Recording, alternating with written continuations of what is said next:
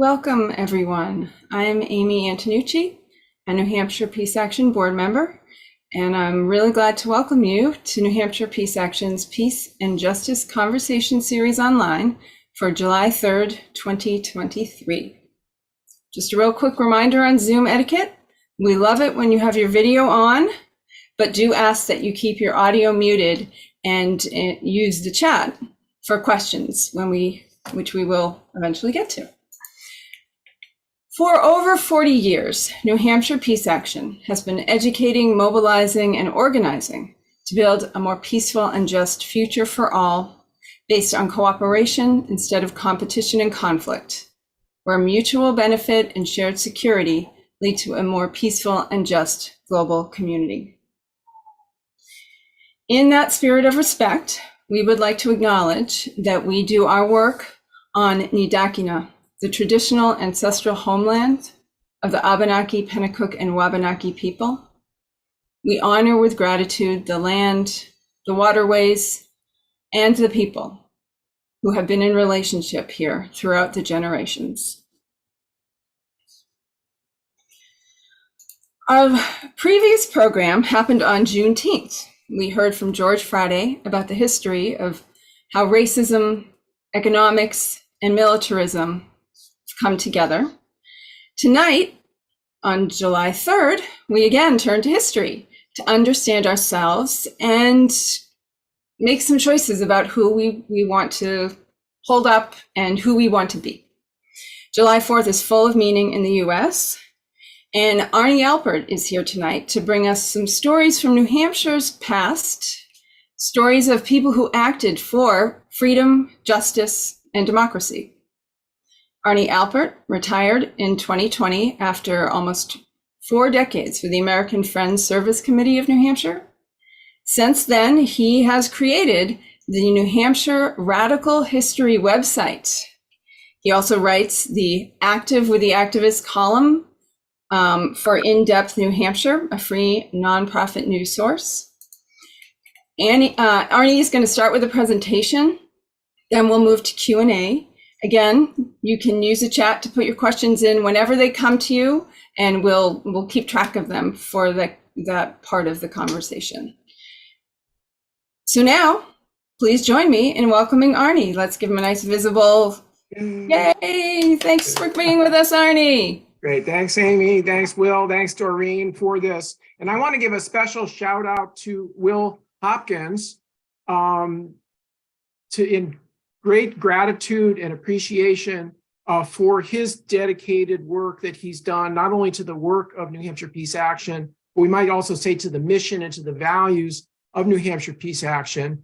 I'm sorry that I missed the annual meeting last month, which was sort of the official send-off for Will, but so I'm glad that I'm able to be here today so that you can all see me giving my message of love and thanks to Will. I wish you the best, and also wish the best for New Hampshire Peace Action as it goes through a transition that, even in the best of circumstances, these kinds of transitions are challenging for organizations like this. So New Hampshire Peace Action needs all of us to be there with the organization as it goes through into the next phase of its life. What I'm going to do, I'm going to start with a little bit of a rant. I don't need to apologize for that, but you'll get it. I'm going to follow up, as Amy said, with some stories about New Hampshire history. Yes, I will include a little bit about Elizabeth Gurley Flynn, because I figure that some of you are going to want to know about what's going on with that story of history and how history comes alive, or perhaps is attempted to be squashed when it rears itself up in visibility. Anyway, and hopefully we'll have plenty of time for questions and discussion at the end. Could we go to the first power? We're going to start with use a PowerPoint thing. Amy told me that if there was a PowerPoint, it would help people. So anyway, so that's that's the intro slide here. So let's go to the next slide there with Frederick Douglass. And I don't know how many of you were able to attend one of the Frederick Douglass 4th of July readings that took place all across the state on Saturday. But one of the things that struck me in that speech was when he referred to the 4th of July as the anniversary of our nation's national independence and political freedom. So it's both of those things. Now, in his day, freedom for enslaved people meant freedom from being treated as property. Whereas for the slaveholders, freedom meant their right to buy and sell human beings and to exploit their labor. And you might say that that tension between those two things, the human rights of people and the ability to exploit people, has been part of the tension that animates politics and economics in this country. And that hasn't gone away. We started with Odetta singing the song, "Oh, Freedom," and some other songs that we think of as freedom songs. So I want you just to think back for a moment that when we think of the movements of the 1950s and 60s, these days we refer to it as the civil rights movement. But during that time, they referred to themselves as the freedom movement. They didn't sing, "Oh, civil rights, I'm marching for civil rights. I'm marching for freedom." There's a famous story of a 4-year-old boy who was arrested in Birmingham in 1963. And when they asked him why he was arrested, and he said, "For Freedom." He couldn't say the word freedom, but he knew what it was, and he knew that that's what he was for. At the time of independence of this country, freedom and liberty were associated with collective self-determination, not with individualism. If you think about it, the demand of the colonists was not no taxation. It was no taxation without representation. And in our own New Hampshire Revolutionary Constitution, which I understand was the first state constitution adopted in the country, it says, when men enter into a state of society, they surrender up some of their natural rights to that society in order to ensure the protection of others. And without such an equivalent, the surrender is void. Now, that does not jive with what we hear from the so-called live free or die crowd these days, what I call the me-staters. Remember FDR, who talked about the 4 freedoms. They were freedom of speech, freedom of worship, freedom from want, and freedom from fear. And I hope you join me in being outraged when people who are above all about the rights of property over the rights of people call themselves defenders of liberty and freedom.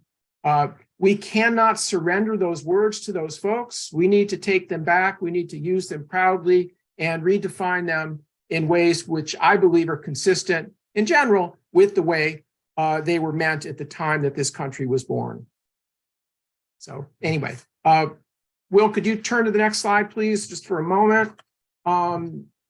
This is just a little bit from my website, which includes a map. The Radical History website started out as I had this idea of doing a radical history tour of the United States, of New Hampshire, or maybe we'd start at the African burial ground in Portsmouth. We'd go up to the Cocheco Mill in Dover. We'd go over to the Merrimack County Jail where Willard Uphouse was jailed for a year, maybe go down to Seabrook and talk about the stories of each of those places. Well, my retirement coincided with the COVID epidemic, and the idea of getting a bunch of people into a van and driving around the state was obviously a non-starter.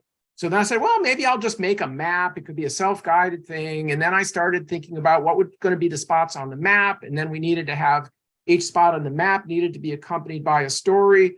So before I had perhaps thought about it as deeply as I should have, I was designing and creating and writing content for a website, which now exists at nhradicalhistory.org. I hope you'll check it out later. I hope you don't try to check it out during this Zoom meeting, but please take a look at it later on. And it does have a map which you can use to find your way around the state and make your own self-guided tour with a van or a bicycle or on foot, however you want to do it. All right, let's start the story in 1779. The principle that all men are created equal and they are endowed by the Creator with certain inalienable rights was an infectious idea, even if those who wrote the words limited its application to white male property owners. But the idea of equality and the ideal of equality could not be contained. This was an interesting fact. I just found out that there were at least 180 enslaved Africans who fought with the revolutionary militia in New Hampshire. Some of them believed that they were going to be given their freedom when the war was over.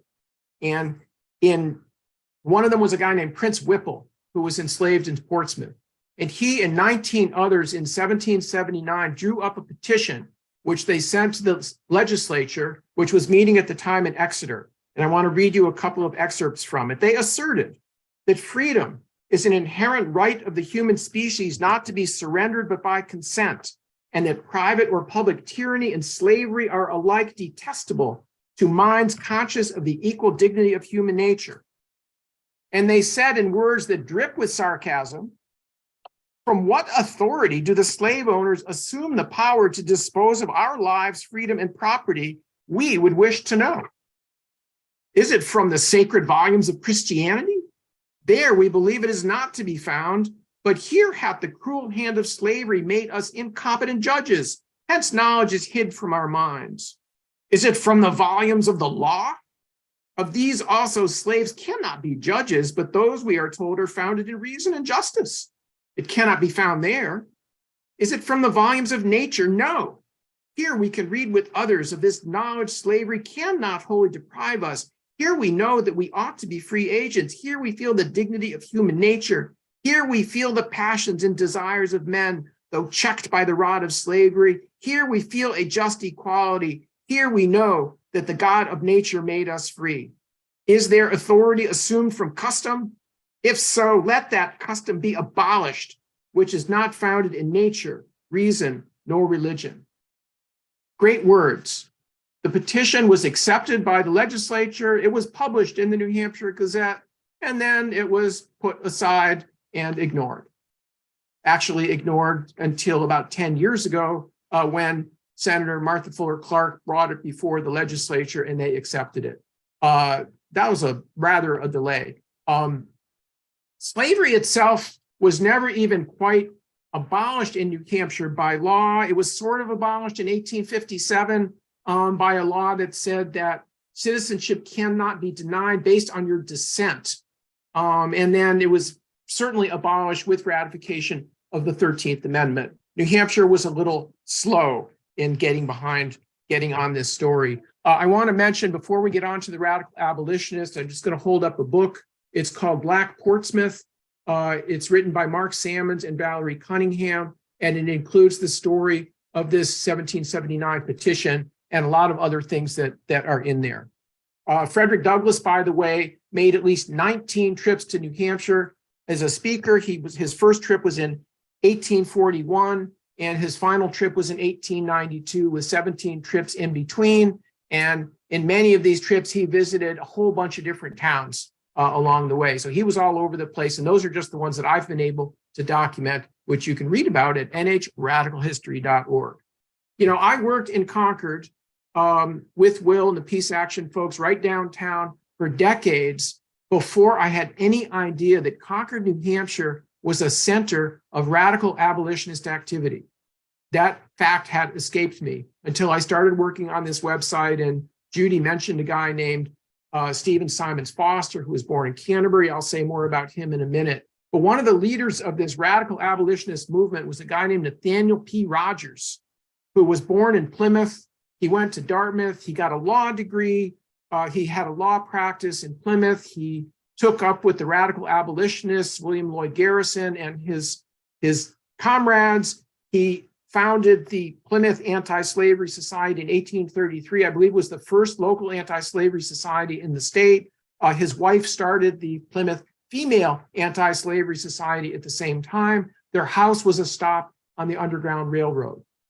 Nathaniel P. Rogers was one of the trustees of a revolutionary experiment in education that was called Noyes Academy in Canaan, New Hampshire, which was opened up in 1835. Not only did they have Black and white students together learning, they also had boys and girls together in the same classrooms learning. Well, this experiment did not last very long because within a few months of its opening, local people and people from surrounding communities raised up a racist mob, which literally hauled the building the school was in off its foundation with 90 teams of oxen.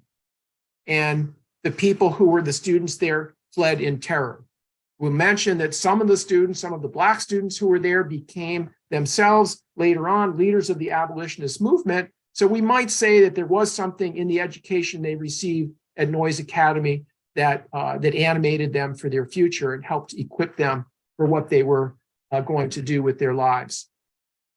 At the same time, in the same year, there was a meeting of the founding meeting of the Concord Female Anti-Slavery Society in Concord, and that was beset upon also by a racist mob that kept them from meeting. There's a story of John Greenleaf Whittier coming to Concord with a British abolitionist named George Thompson during this period of time, and they were met at the place where they were supposed to speak by a mob and got chased through the streets. So the idea of racist mobs antagonizing the advocates of democracy is not a new story, and it's a story that has resonance, sadly, here in New Hampshire. Anyway, back to Rogers for a minute. In 1838, he gave up his law practice so that he could move to Concord and become the editor and publisher of a weekly newspaper called Herald of Freedom, which spread the news of the abolitionist movement throughout the area. He was an interesting guy. He, like the other radical abolitionists, believed in ending slavery now. No idea of compensating slave owners or anything like that. Slavery was evil and it should just be ended, and Black people should be free and should have political equality now. He also believed in equality between men and women. Like others of his time, he believed in the ideology of what was called non-resistance, which is kind of what pacifists called themselves during that period of time. And as he got a little bit older, he adopted an ideology that was known as no organization, basically a kind of radical anarchism. He was against coercion. He was against hierarchy. He decided after a while that he was against organizations having officers. He was against meetings having agendas. He thought that anybody who wanted to speak at any time should be able to get up and speak about whatever it was they wanted to. I imagine it got a little bit insufferable. And in fact, the New Hampshire Anti-Slavery Society threw him off his job as the publisher of the newspaper. So he started a rival paper called The Herald of Freedom. And after a short period of time, both newspapers went out of business because they couldn't sustain, the movement was not big enough to sustain two papers. One of the people he worked with closely was a fellow named Stephen Simons Foster. So Will, if we could have our next slide about Stephen. Now, I'm very partial to Stephen, partly because he was from Canterbury, but also for reasons that you'll understand when you hear a little bit of his story. Like Rogers, he was called a come-outer, and that was a term that came out of a passage in the Christian Bible from Corinthians chapter 6:17. Wherefore come out from among them and be ye separate, said the Lord, and touch not the unclean thing, and I will receive you. Foster, Rogers, their friend Parker Pillsbury believed that the biggest thing that was holding back the abolitionist movement was the complicity of the Protestant churches. They thought that if they could just get the Protestant churches in New England on board with the need for abolition now, that would be the thing that was going to turn the tide. So one day, Stephen got this idea that was considered radical even by his radical abolitionist friends. And on September 17th, 1841, he went to Sunday services at First Congregational Church. I bet some of you have been to First Congregational Church. You've certainly seen it on North Main Street in Concord. So it's got some interesting history there. Actually, its first pastor was a slave owner, but we don't need to talk about that right now. Anyway, Stephen got up during the service and started to preach about the evils of slavery. And he quickly got dragged out down the steps and thrown out into the street. And he thought, this is an effective way of getting the word out. So he decided to do it again and again and again and again. And over the next number of months, he got thrown out of dozens of churches and meeting halls and brought to jail and other such things. In May of 1842, he tried to speak at the Baptist church in Nashua. He got thrown out of there. He got brought to jail in Amherst, where he wrote a letter from the Amherst jail that was published in Herald of Freedom, in which he described what he was doing. And it's kind of interesting to think about the letter from Amherst jail deriding the Protestant clergy for their failure to go after the institution of slavery. with the letter that Dr. King wrote from Birmingham in the next century, also going after the role of the clergy as a group that was holding back the need for freedom for people of African descent in this country. On June 12, 1842, Stephen went to South Congregational Church on Pleasant Street, where again, he stood up in the middle of the morning service, tried to speak about the evils of slavery. He got thrown out by members of the church, including someone who was, I believe, the existing Secretary of State of the state of New Hampshire. And his friends, tried to give him some support out in the street. And then he said, I'm going back in there for the afternoon service. And they said, no, Stephen, don't do that. And he went in and did it. He got thrown out in the street again. He got injured. He got brought to a friend's house up on Pleasant Street, I believe. And the next day, the sheriff came looking for him and said, you've been charged with disrupting the peace or violation of some law. And they took him off to the courthouse. And the courtroom was on the second floor. So they actually had to carry him up the stairs because of the injuries he had sustained. And he said to the judge, Judge, you seem like a decent fellow, but I don't recognize your authority over me. And then when the people from the church started giving evidence, Stephen sort of they didn't even remember exactly what it was he had said or done. So he sort of said, and even he insisted that the law he was accused of violating wasn't even on the books anymore. Nevertheless, the judge found him guilty and gave him a fine. He said, well, I'm not going to pay the fine. At which point, people in the courtroom stood up and went up to the front of the room and emptied out their purses and dumped a bunch of coins on the bench. And the judge counted it and said, well, there's more money here than what the fine was. What should we do with the surplus? And everybody said, give it to Stephen. So he accepted it to support the efforts of the anti-slavery movement. Now, Stephen, next slide, please, Will. Along the way on this circuit where Stephen Foster was one of the popular anti-slavery speakers on this circuit that went all over New Hampshire and all over the region, he met up with a woman named Abby Kelly, another radical abolitionist from Massachusetts. Now, Abby Kelly was known in particular because she had been nominated for an officer position within the U.S., the American Anti-Slavery Society. And because some of its equality spouting members did not like the idea of a woman being on their board, they left the organization, and the abolitionist movement split in two at that point. And people who believed in these ideas became known as Abby Kellyites. Anyway, Stephen and Abby, I think, sort of had a bit of a flirtation over the years. Eventually, they married. Stephen left Canterbury and moved to Worcester, where they raised their daughter together equally and became something of a power couple in the anti-slavery movement. And after slavery was abolished, they continued to work together for the equality of women. Anyway, I know that some of you might be wondering about whether there was an underground railroad in New Hampshire. Next slide, Will. The answer is yes. And of course, because it was underground, it's a little bit difficult to tell exactly where it was. No, not every house that has a secret stairway or a concealed room in the cellar somewhere was a stop on the Underground Railroad, but some of them were.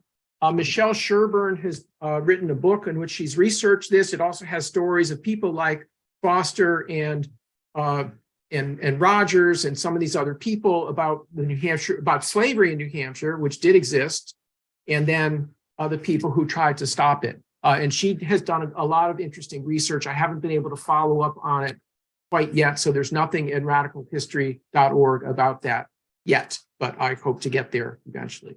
Let's jump up to the 20th century.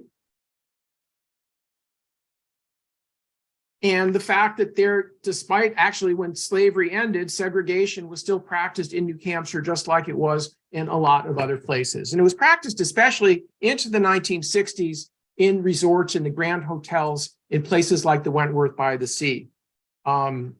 William Loeb, the noted publisher of the Manchester Union Leader, the state's largest and most significant newspaper and media outlet, was an avid segregationist. He was a leader of an organization lobbying against passage of the Civil Rights Act that was started by members of the Mississippi State Sovereignty Commission. He published an editorial in which he said that passage of the Civil Rights Act would mean the death of the resorts in New Hampshire's beaches, lakes, and mountains. Yes, that's our New Hampshire. Blacks, Jews, Greeks, and others were excluded from places like the Wentworth up until this period of time. So on the 4th of July in 1964, 2 days after LBJ signed the Civil Rights Act, Emerson Reed, who was the legal redress chair for this Portsmouth chapter of the NAACP, with his wife Jane, together with Hugh and Jean Potter. Hugh was a UNH professor, and his wife Jean. So Hugh and Jean Potter made a reservation for 4 for the 4th of July dinner at the Wentworth. And the 4 of them all showed up. And the staff people said to Emerson and Jane, "We can't seat you." And they said, "But we have a reservation with our friends here." And in the end, Emerson and Professor Potter went into the office of James Smith, the owner, for about 2 hours to argue this out before they finally got a seat next to the buffet table, which was covered with an American flag. And you can read about this story in Black Portsmouth. The next week, a group of Black soldiers from Pease Air Force Base showed up, and after a little bit of resistance, they were seated, and segregation was ended at the Wentworth by the Sea. Let's talk about a little bit about our rights as workers. Solidarity in the sense of the labor movement is, again, it's not about me getting better pay or better working conditions, about we together taking collective action for our collective well-being. This is a radical alternative to the me-stater idea, to the every man for himself idea. And one of the places where this showed up was in Dover, New Hampshire. Now, you might know that we had all these textile mills in New Hampshire and Massachusetts, in Rhode Island, in Connecticut, and the conditions there were terrible. The conditions at the Cochico mills in Dover included 12-hour days with 1 break. It was unsafe, the pay was low, most of the workers were young women. And as if that wasn't bad enough, in 1828, the owners of the plant decided to cut the wages for the women.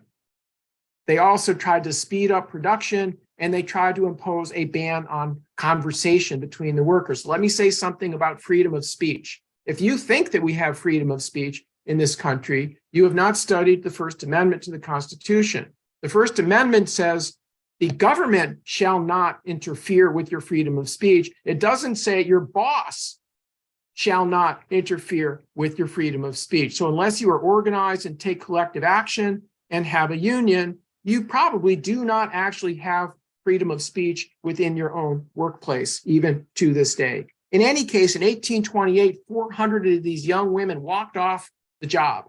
They said, "We're not working under these conditions." Now, to be fair, they did not win. They did not win their demands, but it is important to note that within 10 years, women all over New England were organizing for the 10-hour day. One of them was a woman named Sarah Bagley, who was born in Candia and raised in Laconia. She went off to Lowell to work in the mills. She was the founder and first president of the Lowell Female Labor Association.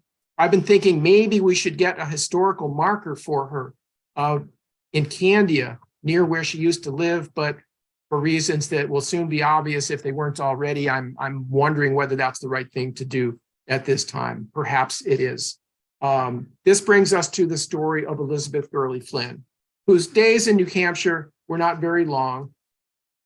She was born on August 7th, 1890 in Concord at 12 Montgomery Street, where her parents, Annie Gurley and Thomas Flynn, lived. Now, Annie was a feminist.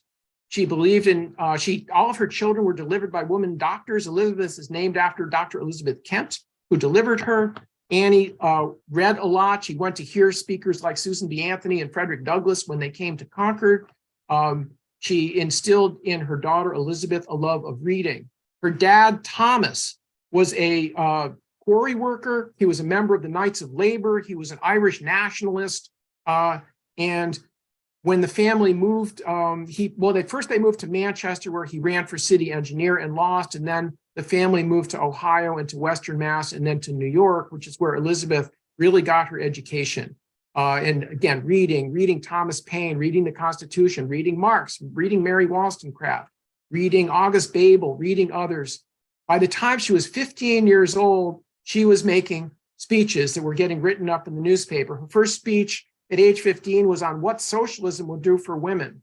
By age 16, she was an acclaimed street speaker, and that was when she first got arrested for speaking in the theater district of Manhattan, where the appearance of a red flag angered some people, and the police were called, and that was the first of many times that she was arrested. By age 17, Elizabeth was an organizer for the industrial workers of the world. The IWW, the Wobblies, was a radical union. They organized across lines of race and gender and nationality and language.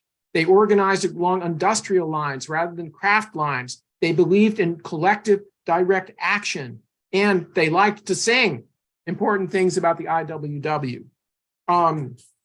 So who wouldn't think that it would be a good idea for the state of New Hampshire to have a historical marker near her birthplace on Montgomery Street in Concord? So about 15 years ago, Mary Lee Sargent and I, together with Eva Sartwell and perhaps some other people, started talking about this idea of getting a historical marker for Elizabeth Gurley Flynn. But it wasn't until I retired and had a little bit of time on my hands that we actually started to work on this. So in 2021, I started to do the research about her history and her story and what was necessary to get a historical marker. In 2022, we submitted a petition and it was actually approved. And the marker was ordered on May 1st, 2023. The marker was erected at the corner of Montgomery Street and Court Street in Concord. And because of the fact that Elizabeth Gurley Flynn was a radical, and because of the fact that in her middle age, she joined the Communist Party and became one of its leaders, which it says right there on the marker, a number of right-wing public officials got very upset about this. And in fact, the governor decided that the marker had to be taken down on May 15th. So at this point, we're getting some other interesting signs placed at that corner. We have a very interesting movement that has been unleashed in the state for the marker to be reinstalled. And in fact, there are way more people who know something about Elizabeth Gurley Flynn now than they did even when the marker was installed, and would have known had the state just left the thing up and a few people would have noticed it. So it's a very interesting thing, the way these things, the way this all evolves. We'll keep you posted. We can keep you posted on that. I want to thank Will for support on May 1st when we unveiled the marker. In fact, Will was the person who unveiled the marker because he was the tallest person around and we needed somebody who could reach to the top of the marker. Anyway, as we think about history, I want to remember the words of Howard Zinn from his memoir, You Can't Be Neutral on a Moving Train. He said, history is full of instances where people against enormous odds have come together to struggle for liberty and justice and have won. Not often enough, of course, but enough to suggest how much more is possible. Frederick Douglass, on the 4th of July, 1852, said, we have to do with the past only as we can make it useful to the present and to the future. That's why I really like this idea of studying history. There are lessons to be learned. There are struggles that I didn't know about when I started doing this work.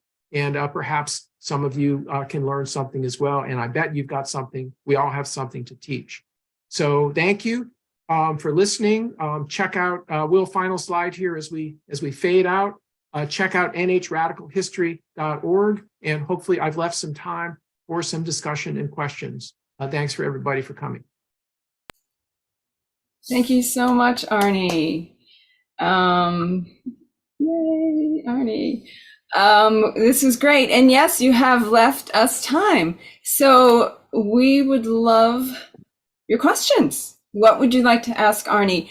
You can use the chat. You could also raise your hand, especially using the reaction button chat hand raise feature. Then I'll be really sure to see you. So who has it? Will Thomas, I see your actual hand. I caught it. So go ahead. Okay. I'm going to put some things in the chat. Thank you. I've got a lot of questions, or comments, but first to Arnie, who paid for the marker? Number one, where is the marker at this point? And number three, what is number three? Do you think there will be enough public outrage or support to replace the missing marker? Couple things. One is that the markers are authorized by statute. And the money to pay for up to 10 markers a year is in the budget of the New Hampshire Department of Transportation. Sarah Stewart, the Commissioner of the Department of Natural and Cultural Resources, has assured Mary Lee and I that the marker itself is safe and sound and in the custody of the Department of Transportation. We don't know exactly where it is, but we'll take her word for that. It's interesting that the policies of the Division of Historical Resources include a provision for markers to be retired and for retired markers to be adopted by entities that want to display them somewhere else. Now, they have ignored the policies on retirement of markers because it says, among other things, like markers can be retired because they're worn out, or they can be retired if errors of history have been discovered in what was in the text of the marker. Now, of course, the Division of Historical Resources itself had approved the wording of the marker, negotiating about it with Mary Lee and I over a couple of minor points. They were the ones who put it up. And it was only 2 weeks later that it was taken down. So the conditions under which markers can be retired was not followed by the state. They were also supposed to bring any discussion of retirement before a group called the State Historical Resources Council, which was not consulted about putting up the marker. It was not consulted about taking down the marker either. So anyway, what will happen next, Will? It depends. We all can be part of an outcry. I'm sure Sarah Stewart has heard from a number of people. There have been tons of letters to the editor and op-ed columns. The story has been covered by the New York Times, by the Washington Post, by the Associated Press. Stories have gone all over the country. Interestingly, the New Hampshire Humanities Council has scheduled a webinar later in July with Laura Vopnik, who's an Elizabeth Gurley Flynn biographer. Well, Teaches at a university down in New York. So it's interesting that the Humanities Council is saying Elizabeth Gurley Flynn is a figure of historical significance, and the people of New Hampshire deserve to know more about her. exactly. So anyway, Great. and just the final thing to say here is that Mary Lee and I have been meeting with a guy you might know named Andrew Volinsky, who knows something about the operations of state government and something about the law. And we're considering a lawsuit which would challenge the state, saying that they're ignoring their own policies with regard to putting up and taking down markers violates the state's Administrative Procedures Act. So we'll, again, I'm not exactly sure what's going to happen, but that's the direction that we're headed in. Great. Excellent news. Glad to hear it. Thank you. Meanwhile, every Saturday from 11 to 1 is the Bring Her Home sit out at the corner of Montgomery and Court Streets. Bring your own lawn chair. And on August 5th, 2 days before Elizabeth Gurley Flynn's 133rd birthday, we're going to have a soapbox speak out at the State House. Well, So join us, hey, great. 12 noon. Thanks for all that information. It actually reminds me of, in your presentation, Arnie, sorry, his name, is it Simons? How when he got thrown out of Stephen Simons Foster. Yeah. Thank you, Stephen Simons Foster. When he was thrown out, he said, "Oh, this is effective."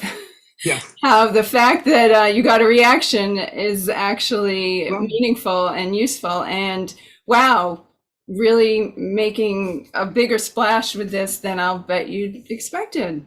right. So- right. If so we go that's- back, Amy, to the sort of the theories of nonviolence as they got articulated in this country, Richard Gregg and others back in the 30s and 40s and 50s, when Bayard Rustin was a young man, Richard Gregg was talking about nonviolence as a form of moral jujitsu. So this is part of what we're seeing in stories like this. Yes, that's great. And Richard Gregg, by the way, like sometimes spent summers in Tamworth. So anyway, that's nice. Cora has her hand up. Please. Hi, Arnie. So Hi, as you Cora. think about 2 steps forward, 1 step backwards, 3 steps, so how many steps do you think it is in terms of the history of New Hampshire in the present, moving to the future?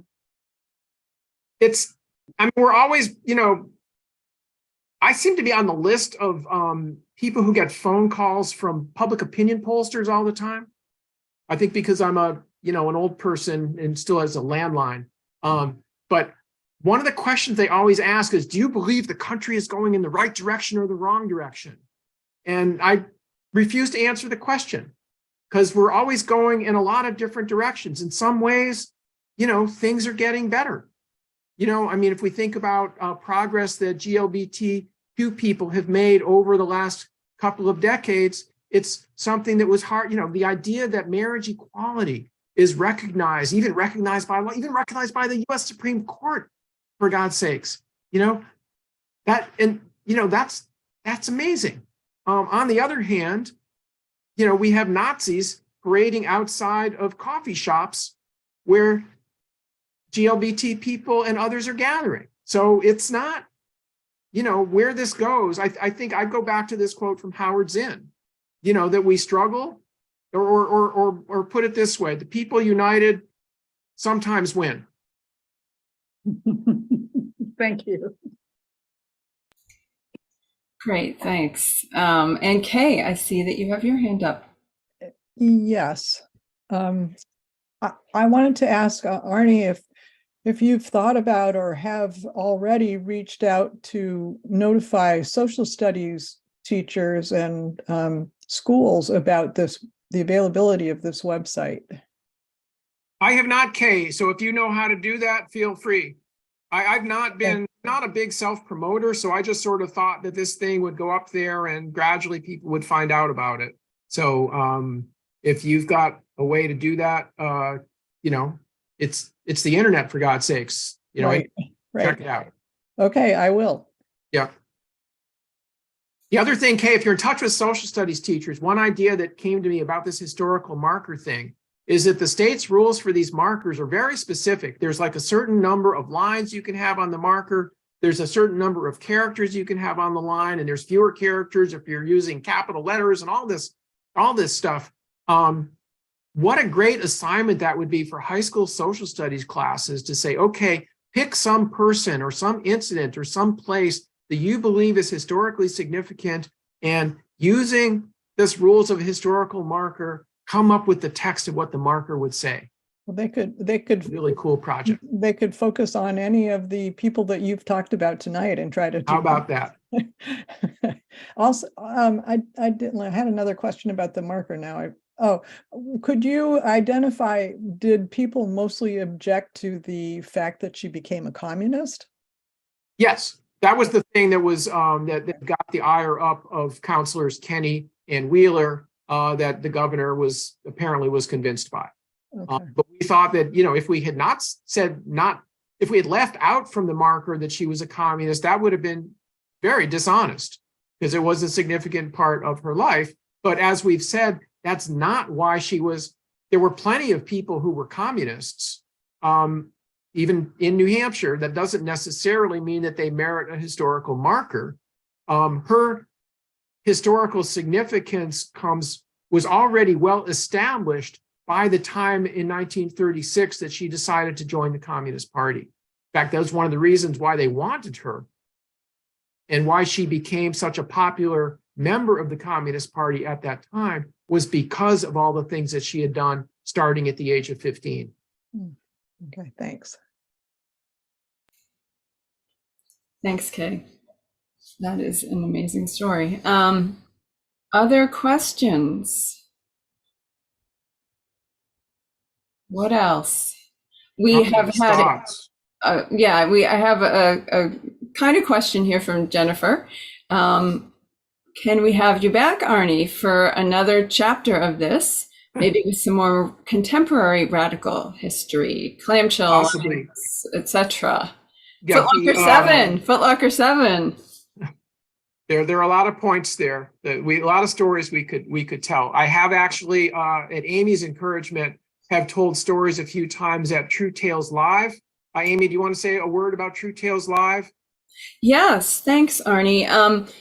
True Tales Live is a first-person storytelling show that is based in Portsmouth, New Hampshire. So it's sort of like The Moth. That's what first-person storytelling. You're telling stories from your life. And Arnie has been wonderful in coming to tell us about stories from his time with Clamshell Alliance, and working Abolition of on the death the penalty. abolition of the death penalty and working on getting Martin Luther King Jr. Day established in New Hampshire. And we'd love, it's not only, activist stories, there are all sorts of stories that people bring. But one reason I started it was to make space for people's activist stories, this exact sort of thing. So if you have a story or think you might have a story, reach out to me. I'll coach you. We'll help you connect with people.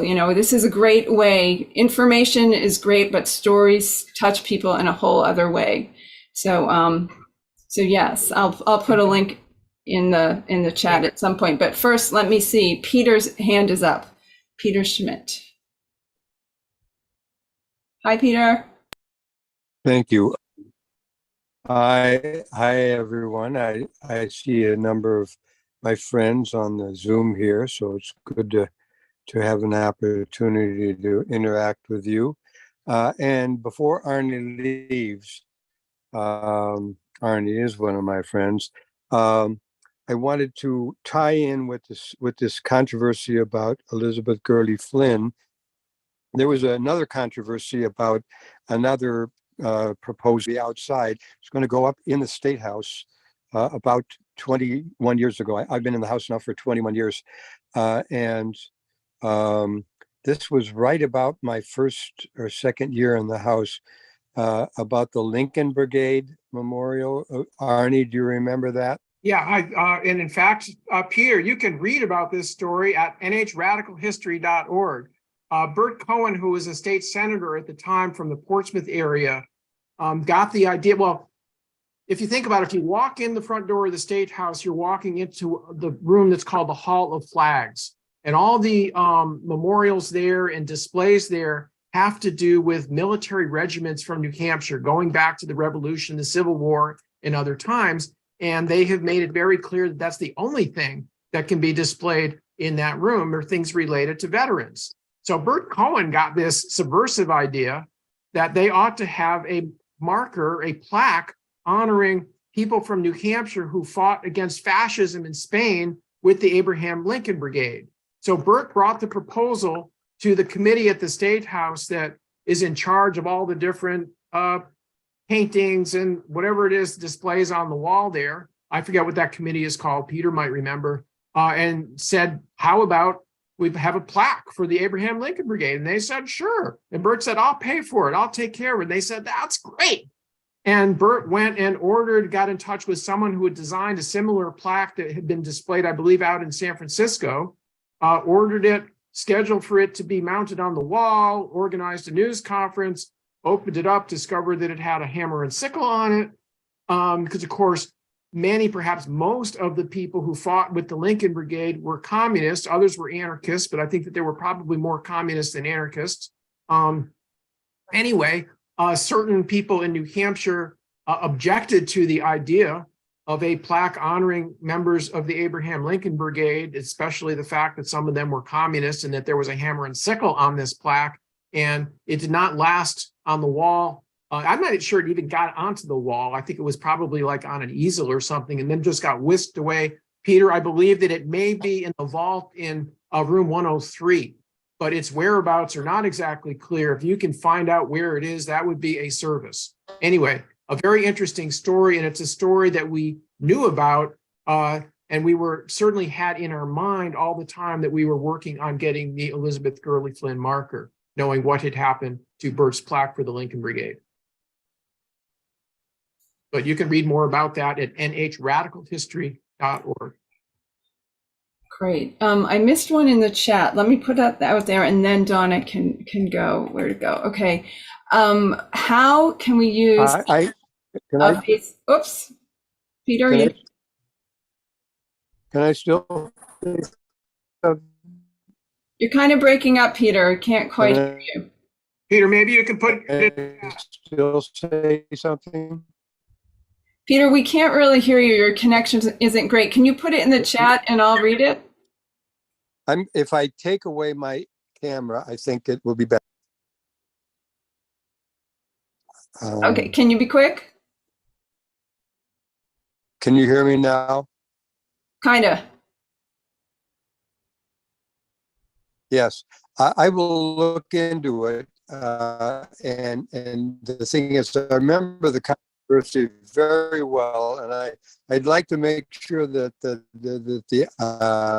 memorial marker is still intact. So I will look into it. Thank you. Great, thanks, Peter.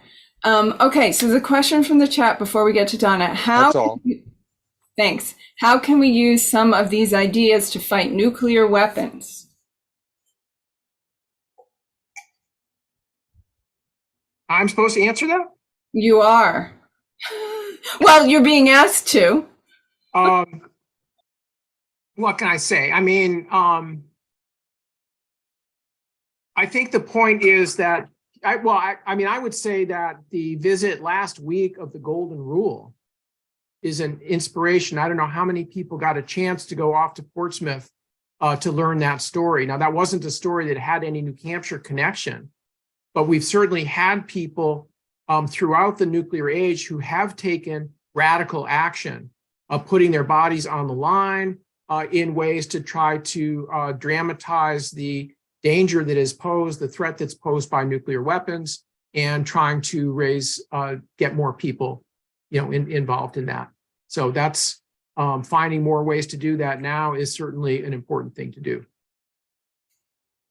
Thanks. And again, I would leave that to the people in New Hampshire Peace Action to try to figure out that question. Okay, well, let's go to Donna for now. Thank you. Arnie, thank you so much. This is great. When you mentioned, I think it was Kay who mentioned the idea of getting this out to social studies teachers. And since I was a social studies teacher, I went to look at the New Hampshire Council for the Social Studies, and they're doing a fall conference in October at the Grapponi Center. And it seems like that might be a really great place if we wanted to go and do a quick presentation for social studies teachers. So I'm going to I'll look into it, Arnie and Judy, when I see you later this week, maybe we could talk about this a little bit, or if anyone else is interested in maybe pulling something together. There are probably other teachers here as well. So that would be a good way to get the word out, as well as making personal contacts with people we know. Yep. Interesting idea, Donna. I hadn't thought about that. I've actually been invited I'm actually the July speaker for the Concord Historical Society. Yep. Which is in like a week from Thursday or something. So I'll make sure that Doreen has that information, and perhaps they'll include it in Peace Action's weekly announcements. Great. Thank you. And LR, there's time for another question. Go for it. Remember to unmute. I'm There you go. wondering if Will Hopkins could say a little bit about Aurora Hopkins bringing the story of Elizabeth Gurley Flynn into her school at age 10. Will, are you still there? I'm here. My cursor was on the other screen. It took me a while to find it. So Aurora is my daughter, and she came home with a list of New Hampshire historical figures that she was invited to give a presentation on and do some research on. And she asked us to help her look through these figures, and we chose Elizabeth Gurley Flynn was one of them, and so she got to in class talk about who Elizabeth was and what the controversy surrounding her was, and said, and my dad's the one who uncovered it and unveiled the monument. I don't think her teacher believed her, but but We have the evidence. Yeah, we have it happened. It can be documented. Yeah. So it history. come up in Canterbury Elementary. Yeah. That's great. Great. The other day told me that one of his neighbors has a cat named Flynn. A cat named for Elizabeth Gurley Flynn, at least. So that was news to me. All these little interesting things that are popping up as part of this story. It's sort of great to see the way creativity has gotten unleashed in the context of this one little episode here. Yes, very much so. Okay, Will Thomas, I understand you've been trying to get in. You'll be our last question here. Okay, no, just to follow up on Donna's suggestion, Arnie, you know about the NEA New Hampshire, obviously. And every fall, they also have a conference where presenters are encouraged, different various topics. And certainly social studies teachers, I think, would certainly appreciate a presentation because some of them are teaching New Hampshire history, just How like about that? Aurora was learning. So if you can Great. contact them, NEA New Hampshire. All right. I mean, I know the president, Megan Tuttle. I'll put in a word for you. All right. Excellent. Thanks, Will. Yeah. Well, maybe this is the sort of thing you can let us know, Arnie, that if we ask our libraries or our historical societies of each of our towns to bring in Arnie, that would be another way to spread the word. So, And order a copy of Laura Vopnik's biography of Elizabeth Gurley Flynn for the shelves, as well as copies of Underground Railroad by Michelle Sherburne and Black Portsmouth by Mark Sammons and Valerie Cunningham. I did put a link to that book in the chat. Excellent. And maybe you need a page on your website on action items for spreading the word about your work. There's an idea. I'll love to help. That seems clear. Very good.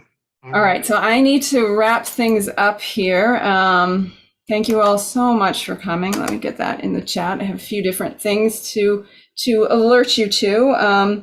And maybe, after we stop the recording, maybe folks can stay a few extra minutes if you have a few ideas like that to give to Arnie.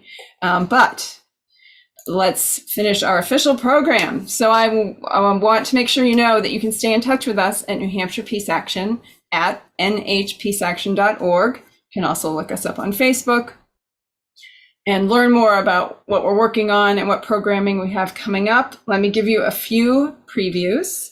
So on Tuesday, July 11th from 7 to 8 p.m., we have our next New Hampshire Peace Action ACTS on Zoom. We've been having these quarterly legislative action evenings. This time our topic will be HR 3103, the Palestinian Children and Families Act. We'd love to have you. We have fun.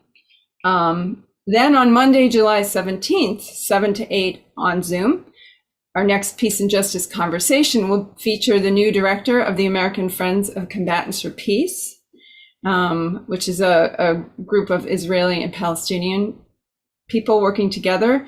Tiffany Goodwin Van Camp will discuss how the message of peace carried by former combatants of both sides of the conflict has created a new model for opening hearts and minds and creating space for a real path to a just and peaceful future. So we are excited for that. Then on Monday, July 31st, 7 to 8 p.m. on Zoom, we're going to hear from Hassan El-Taib from the Friends Committee on National Legislation about what is going on with the war in Yemen. What's the status, how are things developing, and how might we be able to contribute to helping end that conflict for good. This series is free and open to everyone. That said, it really means a lot to us to have your support for everything we do, and in particular, your support for this series. The donation page at nhpeaceaction.org/donate is up and running. And with all that said, I think I'm just going to ask you to once again give a visible thank you to Arnie for spending this time. I know it was my favorite July 4th weekend event. So thank you so much for making this a wonderful and meaningful evening together. Well, great. Thanks for inviting me. It was great to be with you all.